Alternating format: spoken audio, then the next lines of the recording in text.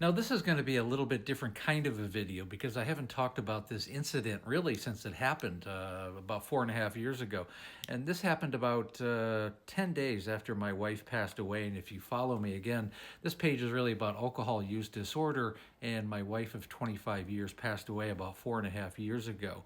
And unfortunately, this is a very strange incident. I'm not a particularly religious person or a spiritual person. I don't really talk about that a whole lot.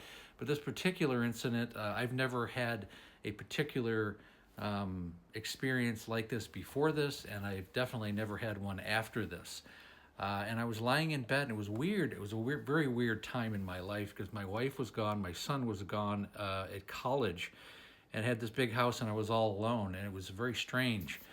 Suddenly having a family, and they were essentially gone.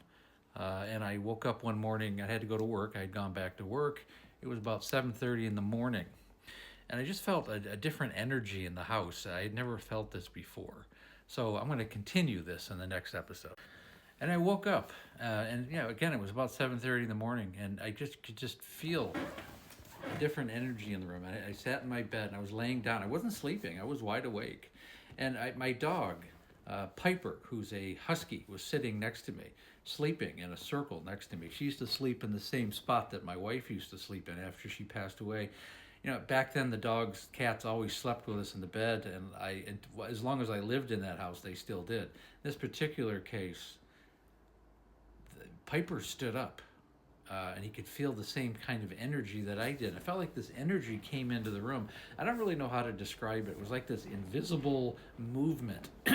It was like the air was moving strangely, and I could just feel this presence, and it was just kind of hovering above me. A very, very weird feeling, and I don't know what it was. I mean, the windows weren't open. It wasn't windy, but I sensed that it was Amanda.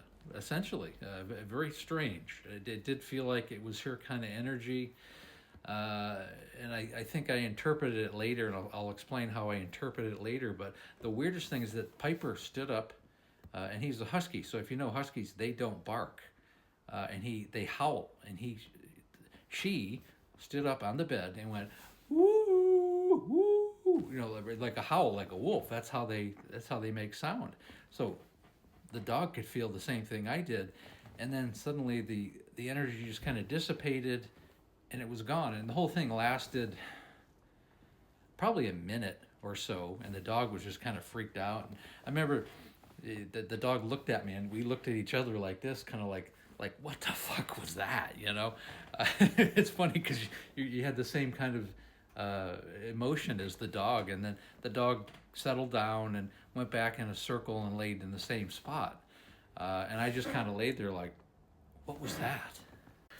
And as I laid there, I just sensed that it was a good benign energy. You felt that, and I kind of interpreted it at the time, and looking back, I still do that. It was Amanda. It was kind of like her saying goodbye, and I felt like she was saying, I'm sorry for everything. It was like a message of love, really. It was like, this is goodbye, and do what you have to do, and I'll be here with you when I meet you next time, and best of luck on the rest of your life. I mean, that's what I kind of interpreted from it, and it was a good feeling. It was not a negative feeling. It was a very positive thing, and to some extent, I think it kind of gave me the okay to do what I do now. It was like her saying, it was like her blessing. I wasn't able to save myself, but go out and save other people, and you have my blessing. And that's what I've always taken from that time. That happened about 4.5 years ago, about 10 days after she had passed away. And one of the weirdest things, because I wasn't just imagining this, because the dog was, Piper was experiencing the exact same thing I was. So I ended up getting dressed, went to work, and I remember I had a long day. I didn't get home till like 5:30, 6 o'clock that night. And usually the dog I would put out because, so he didn't poop in the house or whatever, and she wouldn't go. She wouldn't leave the room, and I was in a hurry that morning, so I just left her on the bed.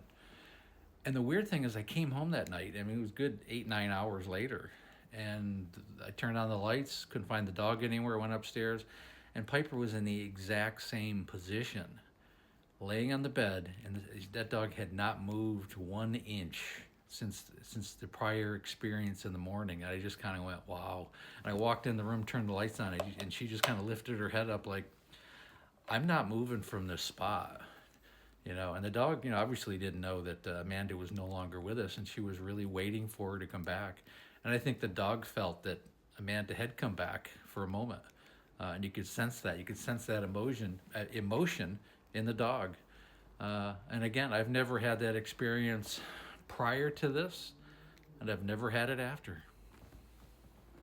And I think partly that moment in time is the reason why I've continued down this road and talked about this disease. And it's really because I've had the okay. I really feel like I've had that from Amanda. And I feel that. I think she, you can only learn so much from someone's life. And you have to take the good, the bad, and make it real, because that's what it is. That's how you help people. And I genuinely think that's where it all started from. That's where this task of explaining and exploring this horrific disease has come from. And it's about ultimately changing people's attitudes on how they see this disease, and changing how we approach this disease in the future. And I hope her life, through my actions and her life, will change the world in future, and certainly have a big influence on changing how people interpret alcohol use disorder and everything related to these types of issues.